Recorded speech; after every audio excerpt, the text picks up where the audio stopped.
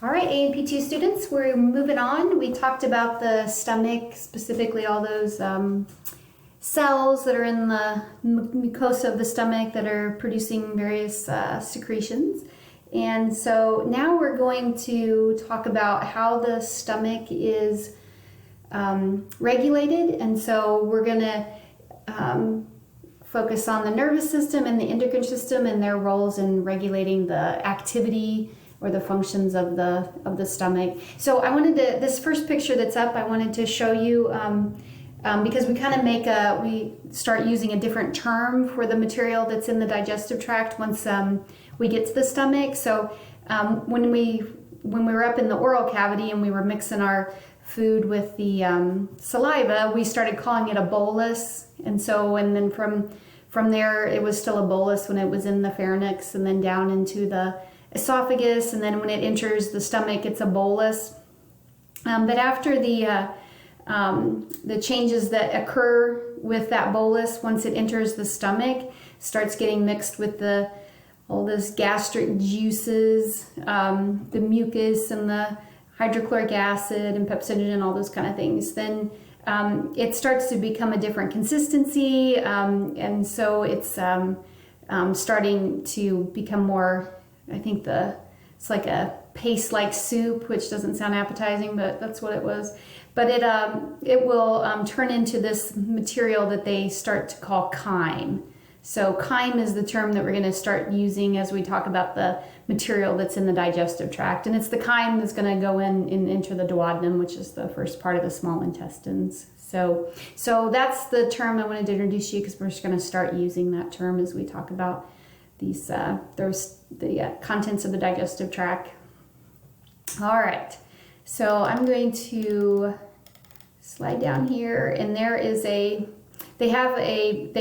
just like swallowing, we have different phases that are going to occur when it comes to the activity going on in the stomach and how it's regulated. So this is a picture, it's on page 1052, showing the 3 phases, and then below the 3 phases they kind of summarize it and talk about what's going on. So we are going to talk about the nervous system parts, and we'll also talk about the endocrine system role in regulating this. So the first phase that happens is we are going to have some stimulation of the stomach whenever we see our food, or we smell it, or we taste it, or we think about it even.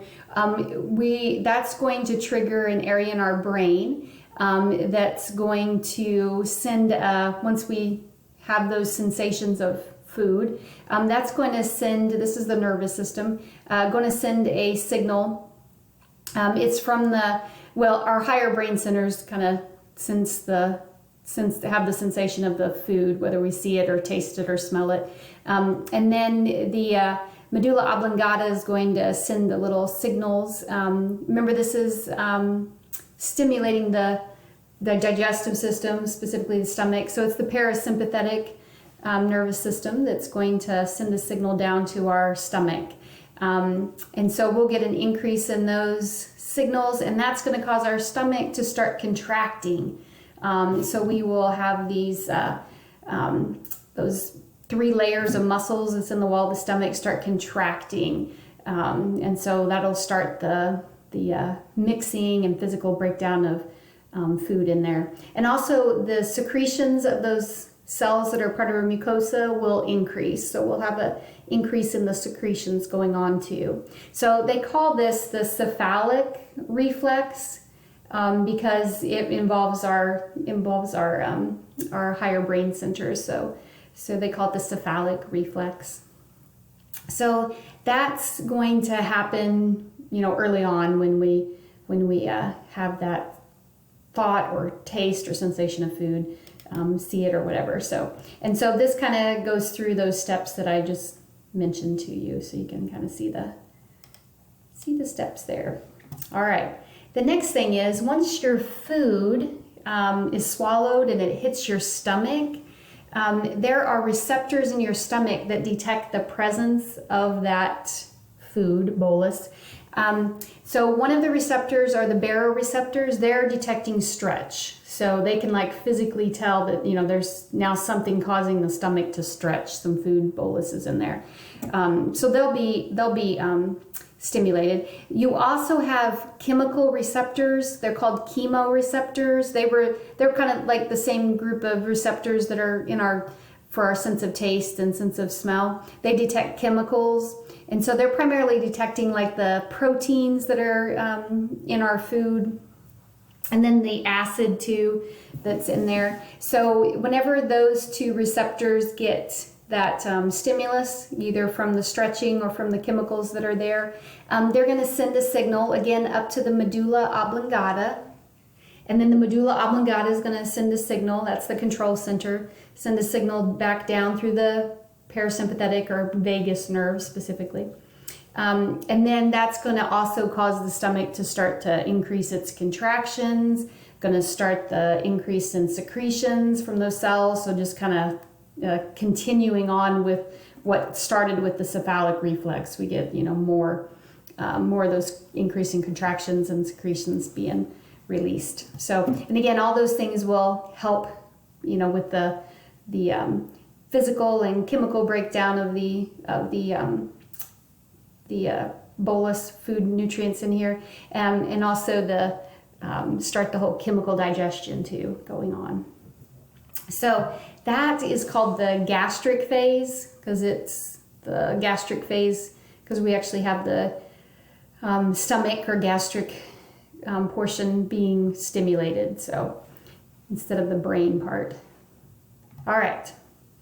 So now this is during this gastric reflex, something else is going on too. Those little G cells that we talked about that are part of the lining of the stomach that produce the gastrin hormone, they are also being stimulated.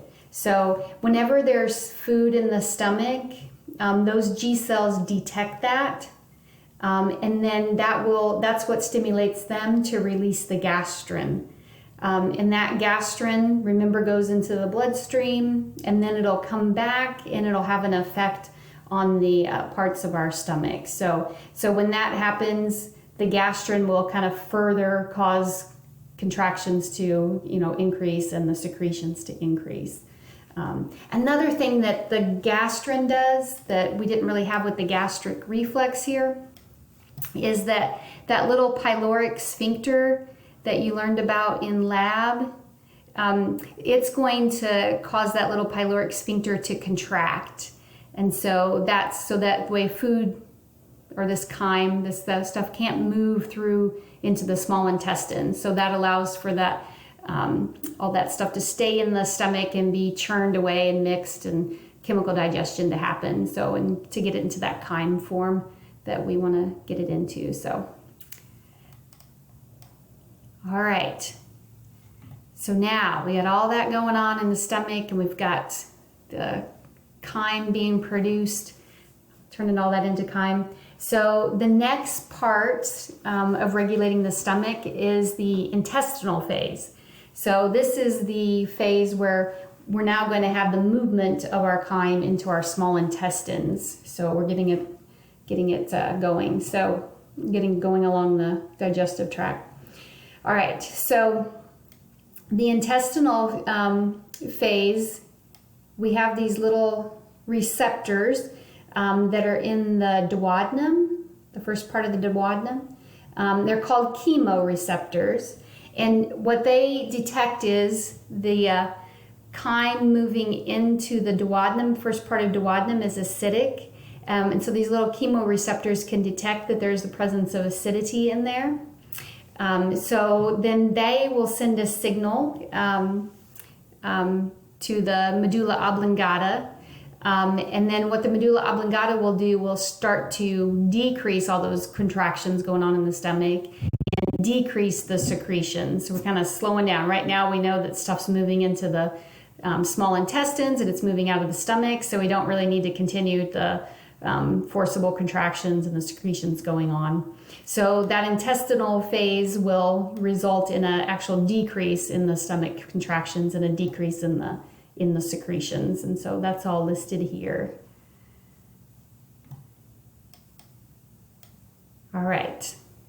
So that was the nervous system role in that. We also are going to have the endocrine system also working with this. So the other thing that the chemoreceptors detect is the presence of fat as well as acid, and that's going to cause those cells in the duodenum to release two hormones. So one they abbreviated, it's called cholecystokinin, but they abbreviate it CCK, and then secretin. And the purpose of these two, as you can see, one's going to decrease the force of contractions and one's going to decrease the secretions. So they're playing a role in kind of helping the whole intestinal reflex by kind of supporting it. And then the same way the gastrin was kind of supporting the gastric reflex. So, all right, so that is our regulation of the stomach's activity. And again, we break it down into different phases. And so I'm going to end this video and then we'll continue talking. I think small intestines are next.